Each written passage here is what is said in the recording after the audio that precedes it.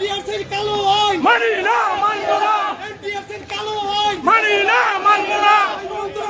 আপনার দর্শক দেখতে পাচ্ছেন যে আমরা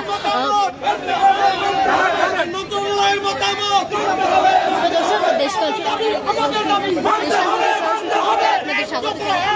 এই মুহূর্তে আমি আছি সচিবালয়ের ঠিক 2 নম্বর গেটের সামনে। আপনারা দেখতে পাচ্ছেন যে শিক্ষক প্রাথমিক নিয়োগ বিভাগে আবেদন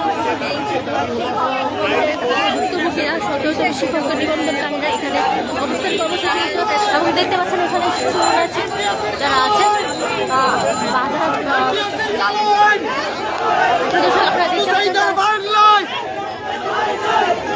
দর্শক আপনারা দেখতে পাচ্ছেন ওনারা রাস্তার মধ্যে সচিবালয়ের সামনে শুয়ে পড়েছেন। সেটি আমি আপনাদের সরাসরি সম্পর্কে দেখানোর চেষ্টা করছিলাম।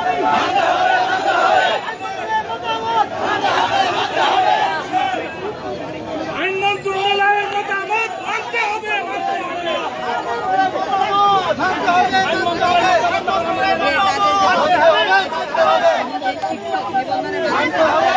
আইন বাধা না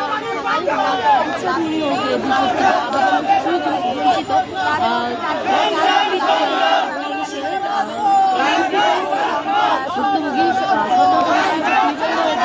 দাঁড়িয়ে বিশেষ দাঁড়িয়ে তারা এই লং মার্চের আয়োজন করা হয়েছে। তারা এই সচিবালয়ের সামনে সনদের মেয়াদ 3 বছর থাকা তাদের হচ্ছে 4টি দাবি রয়েছে। সেই দাবিগুলো হচ্ছে আইন বিচার ও সংগঠন বিষয়ক মন্ত্রণালয়ের বিচার শাখা 5-এর মতামত বাস্তবায়ন করতে হবে। মাননীয় আপিল বিভাগের রায় অনুযায়ী সনদের মেয়াদ 3 বছর থাকার সাথে করোনাকালীন বিষয়াদি বিবেচনা নিয়ে সর্বোচ্চ 35 মিনিট করতে হবে। তাদের 3 নম্বর দাবি হচ্ছে 17 শিক্ষক নিবন্ধন পরীক্ষা উত্তীর্ণ হয় এবং 4 বছর পর সনদ করার পর গণবিজ্ঞপ্তিতে আবেদনের সুযোগের জন্য গণবিজ্ঞপ্তির মাধ্যমে আবেদন সুযোগ চায়। 17তম শিক্ষক নিবন্ধন পরীক্ষা 2020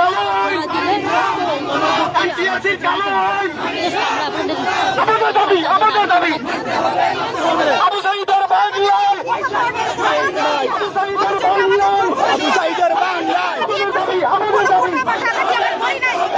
দাবি, আমাদের দাবি বাংলাদেশের সংবিধান।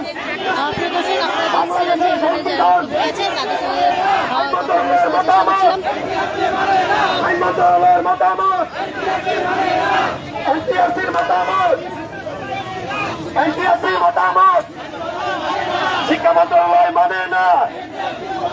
আমাদের দাবি, আমাদের দাবি এক দফা, এক দাবি, এক দফা, এক দাবি।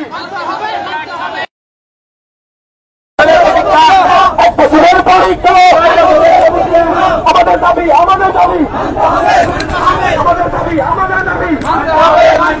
এক বছরের প্রতিজ্ঞা আমার শোনা বল নয়, আমার শোনার বল নয়, আবু সাইদের বল নয়, এক দফা, এক দাবি, বড় বড় চাইবো না, বড় বড় চাইবো না। আবু সাইদের বল নয়, আবু সাইদের বল নয়, বড় বড় চাইবো না, বড় বড় চাইবো না। আইন মন্ত্রণালয়ের মতামত, আইন মন্ত্রণালয়ের মতামত, তোমার আমার ঠিকানা, তোমার আমার ঠিকানা। দর্শক আমি আপনাদের সাথে সচিবালয়ের 2 নম্বর গেট থেকে সরাসরি যুক্ত ছিলাম। আমি এইখানে সর্বশেষ পরিস্থিতি আপনাদের জানানোর চেষ্টা করছিলাম। এখানে যে শিক্ষকরা আছেন তারা বেসরকারি স্কুল এবং কলেজ মাধ্যমিক শিক্ষক নিয়োগের ওরা এখানে সচিবালয় ঘেরাও কর্মসূচি আইন মন্ত্রণালয়ের মতামত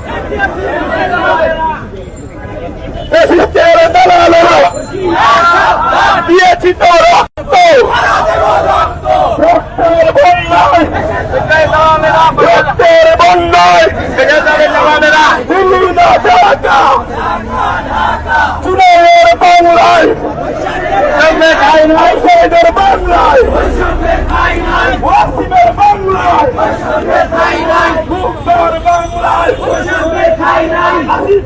বাংলায় বৈষম্যের ঠাঁই নাই, নাহিবার বাংলায় বৈষম্যের ঠাঁই নাই। হুঁশিয়ার সাবধান ফ্যাসিস্টের দালালেরা, হুঁশিয়ার সাবধান এনটিএসির দালালেরা, হুঁশিয়ার সাবধান ফ্যাসিস্টের দালালেরা, হুঁশিয়ার সাবধান।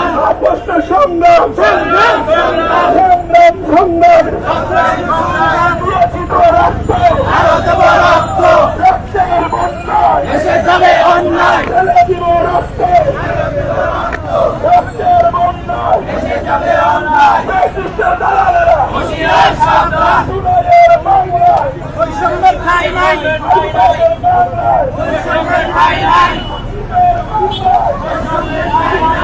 আপনাদের বাংলায় সার্ভিসের বাংলায় নতুন বাংলাদেশের নতুন জুলাইয়ের বাংলায়।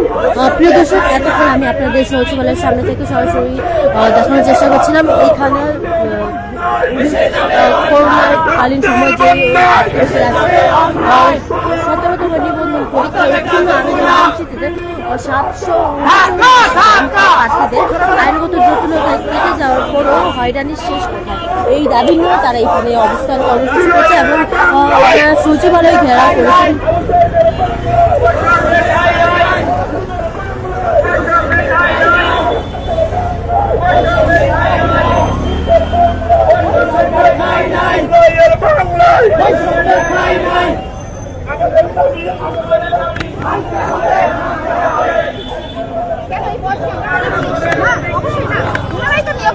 ওনারাই পরীক্ষা দেয়নি, সেটা আমাদের দোষ কি?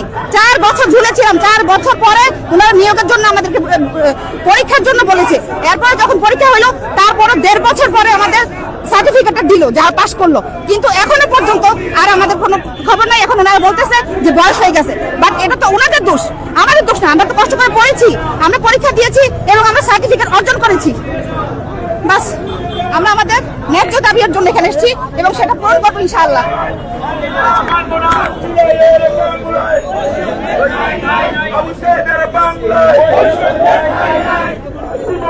প্রিয় দর্শক, এই ছিল সচিবালয়ের সামনে থেকে আমাদের সরাসরি সম্প্রচারে। পরবর্তী সম্প্রচারে সাথে থাকার জন্য আহ্বান জানিয়ে আমি আপনাদের থেকে বিদায় নিচ্ছি। আমি তামিনা ইসলাম, দেশকাল নিউজ, ঢাকা।